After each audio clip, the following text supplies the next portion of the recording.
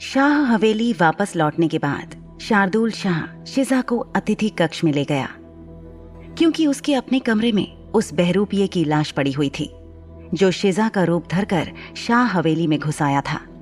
और शार्दुल शाह के हाथों मारे जाने से पहले इस हवेली में पिशाचों को संक्रमित करने वाली थूक घास की औषधि खाने में मिलाकर कई मौतों का कारण बन गया था।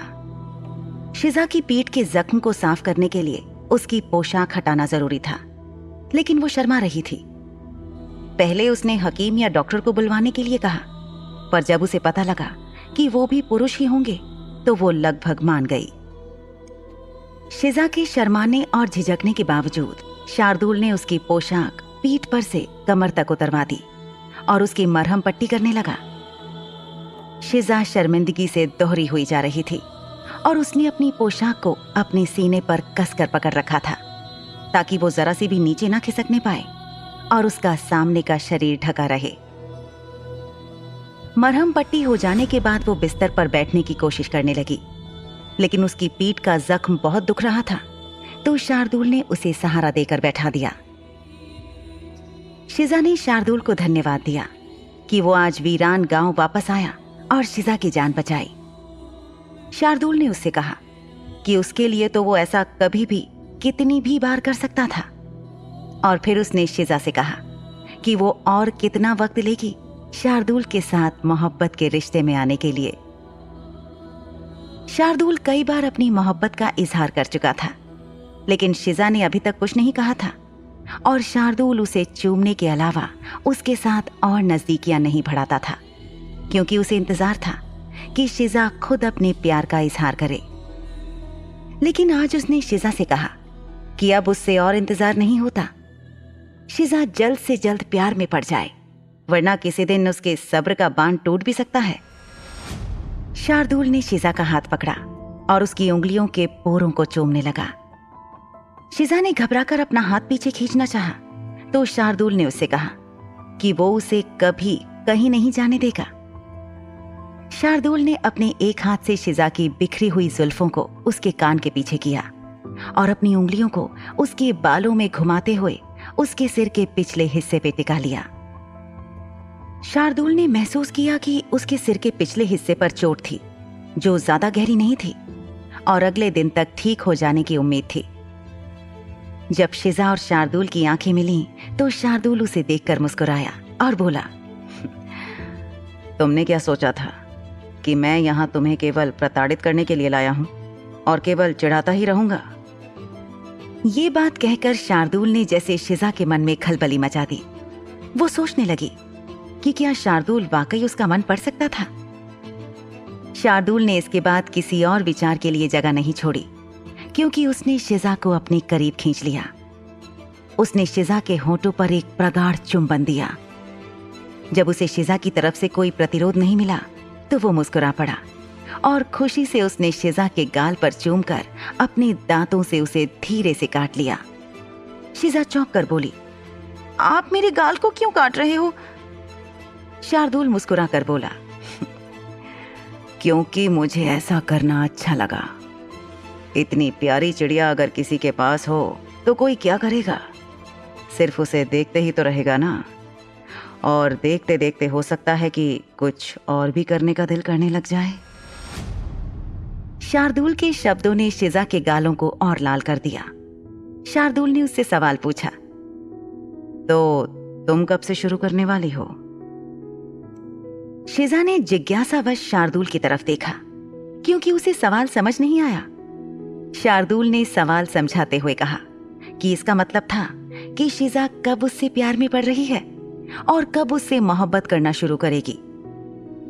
शिजा थोड़ा ज्यादा शर्मा गई और उसे कुछ समझ नहीं आया, तो उसने शार्दुल से कहा कि ये कैसा सवाल था और कोई इस सवाल का जवाब कैसे दे सकता था।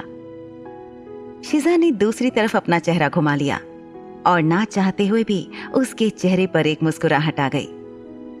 उसने लाख कोशिश की थी कि ये मुस्कुराहट शार्दुल को ना दिखाई दे, लेकिन ये शार्दुल से छुपी ना रह सकी। शार्दुल ने शिजा से पूछा, तो क्या तुम मेरे प्यार में पड़ चुकी हो? शिजा ने दूसरी तरफ देखते हुए ही जवाब दिया कि नहीं, वो प्यार व्यार में नहीं पड़ी थी। शार्दुल मुस्कुराया और बोला कि शिजा को इस बात को स्वीकार करने की बिल्कुल भी जरूरत नहीं थी, क्योंकि उसकी चिड़िया कब क्या महसूस करती थी ये शार्दुल अच्छे से समझ लेता था। शार्दुल जान चुका था कि शिजा उसकी तरफ खींचने लगी है और कुछ भावनाएं उसके दिल में पनप चुकी हैं। शार्दुल ने शिजा से कहा कि वो कमरे में बने श्रृंगार मेज के सामने जाकर बैठ जाए।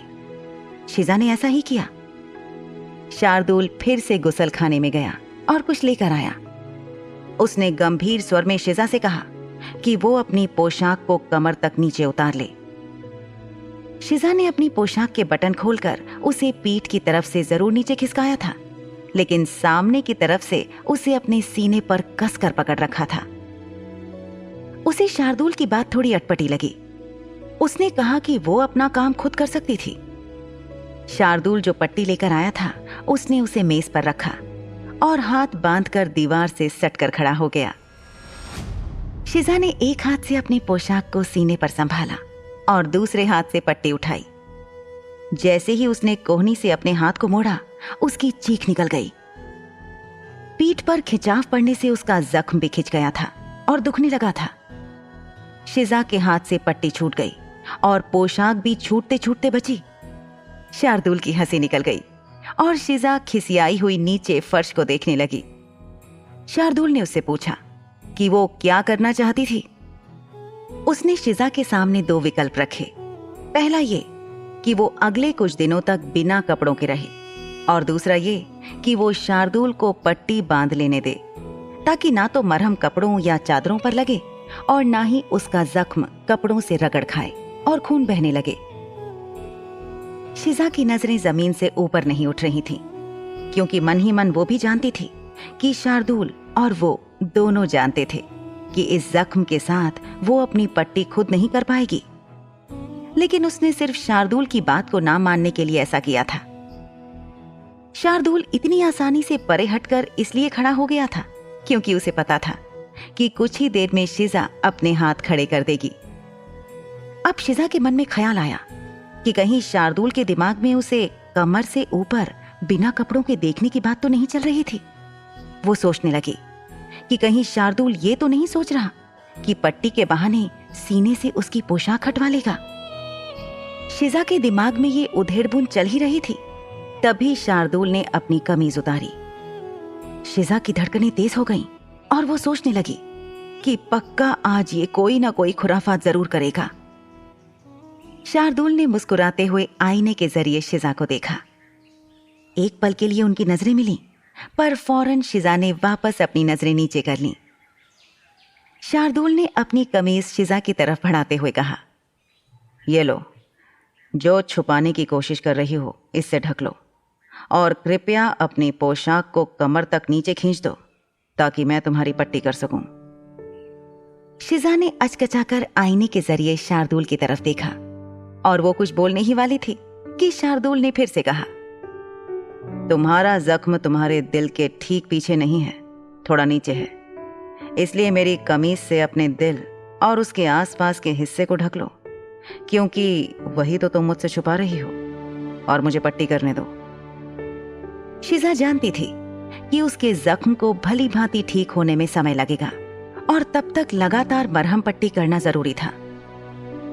कुछ पल सोचकर शार्दुल की बात मानते हुए उसने शार्दुल की कमीज को अपने सीने पर कसकर पकड़ लिया और अपनी पोशाक को छोड़ दिया। वो बैठी हुई थी, इसलिए उसकी पोशाक नीचे कमर पर जाकर अटक गई। अब उसके कंधे और पीठ पूरी तरह से नजर आ रहे थे, जबकि उसका पेट काफी हद तक उघड़ा हुआ था।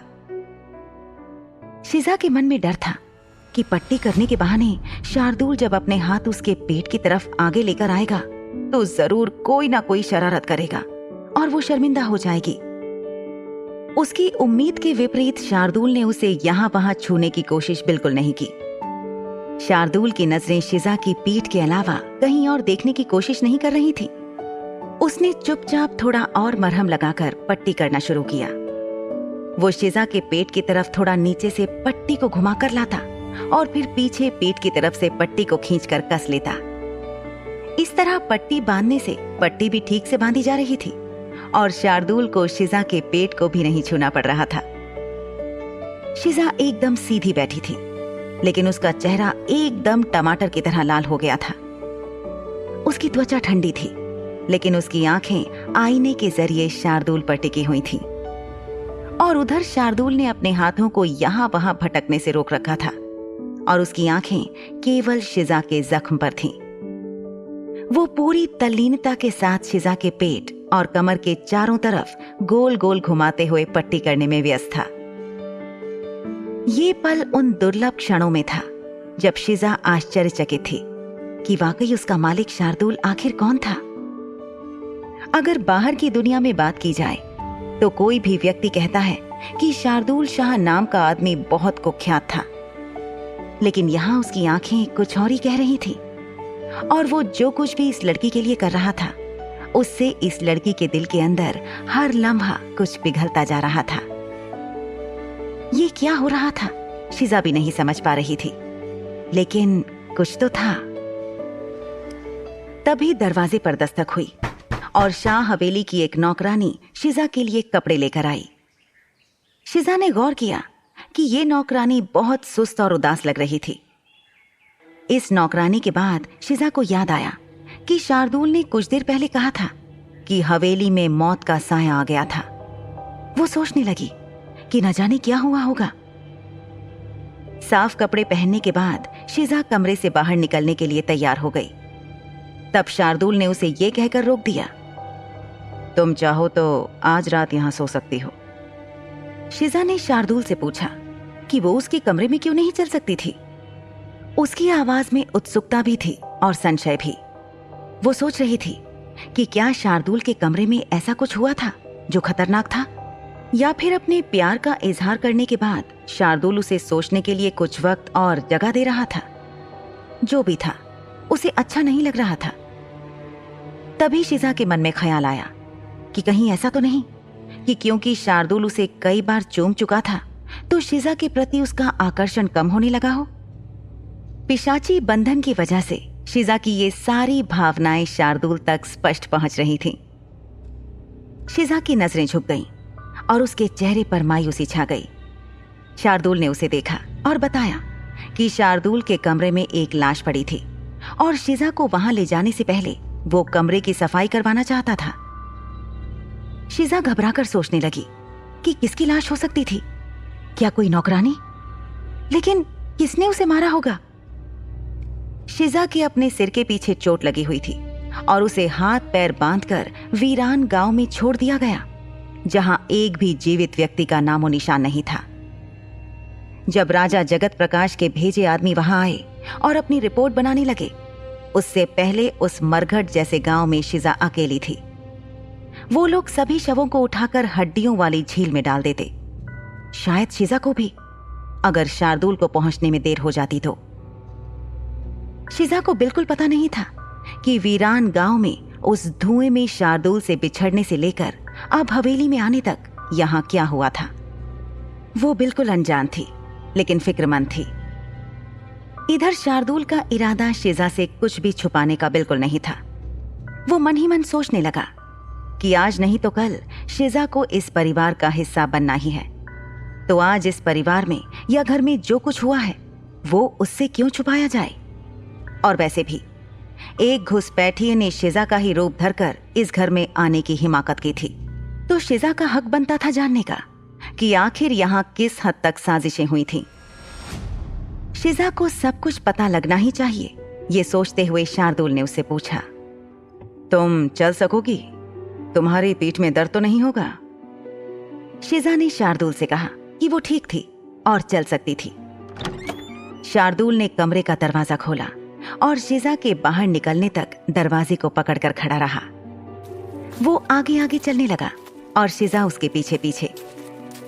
इस वक्त वो बाहर किसी अनजान जगह पर या उस मनहूस वीरान गांव में नहीं थे, लेकिन फिर भी शिजा शार्दुल के बहुत करीब चल रही थी, क्योंकि आज कुछ ही देर उससे दूर रहने पर उसके ऊपर जो पहाड़ टूटा था, उसका दर्द उसे अभी भी अपनी पीठ पर चलते फिरते महसूस हो रहा था।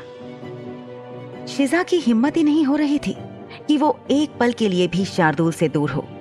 क्योंकि उसे डर लग रहा था कि अगर वो शार्दुल के पास से हटी तो ना जाने उसके साथ और क्या हो जाएगा। क्या शिजा को बताया जाएगा कि उसकी गैर मौजूदगी में क्या हुआ था शाह हवेली में?